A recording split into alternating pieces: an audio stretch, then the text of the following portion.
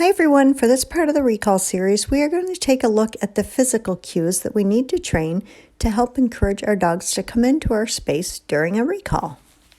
This is going to stack our recall cues. So if for some reason our dog doesn't respond to our verbal cue, perhaps we can pick them up with our motion or our hand signal.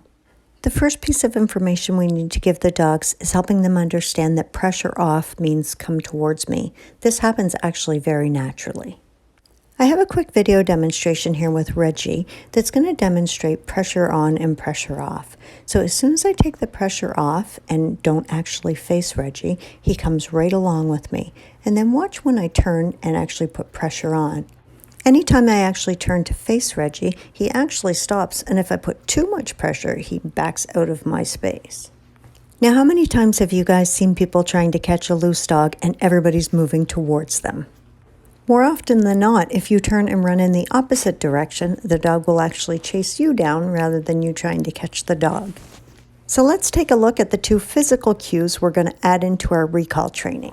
The first one is simply teaching your dog to come into your hand. You can see I throw a treat away, and as soon as Reggie turns around, I make a very obvious cue of dropping my hand down to show him to run in to get the treat that's in my hand.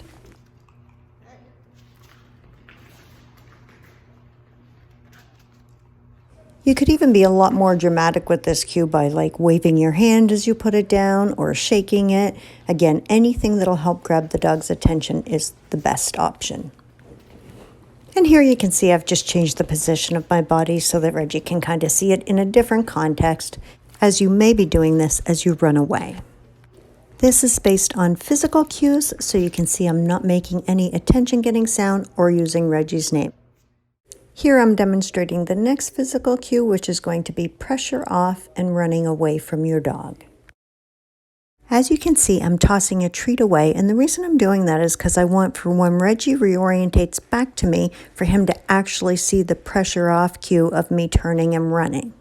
A very important part here is to make sure that when you throw your treat away to get the exercise started, that you wait for your dog to eat the treat and then reorientate back to you so that they clearly see the physical cue of you turning and running away. At the end of the video, I'll actually post step-by-step instructions for putting this all together, so just be sure to watch to the very end. Okay, so here you can see that I'm doing a little reward stacking. I throw the treat away.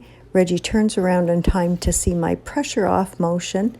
I then add movement by running, and then he comes in to get his reward. And in time, you'll see I start actually throwing. He comes into my hand, but then I start throwing that reward also. Again, just to add a little more excitement on his part. Sometimes you'll see I reward to his mouth, sometimes I throw it, sometimes I actually do both. Sometimes I reward to his mouth and then throw another treat with my opposite hand.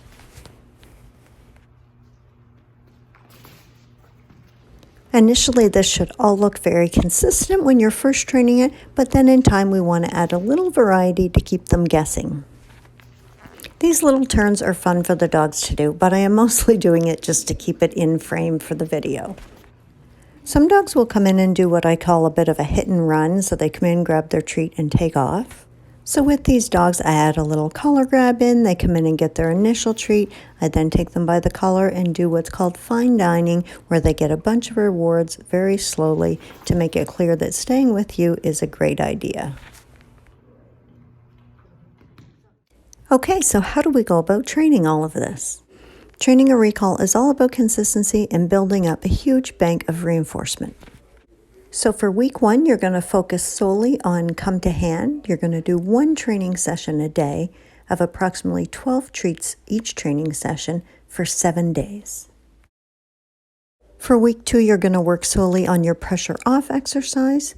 You're going to do 1 training session a day of approximately 12 treats for each training session for 7 days. And last but not least, we're going to start putting it together with combining our pressure off exercise with come to hand. We're going to add in motion. We're going to start throwing some treats. We're always using high value rewards, and we can add in some collar grab training at the same time. Still working off of 1 training session a day for 7 days, approximately 12 treats each training session.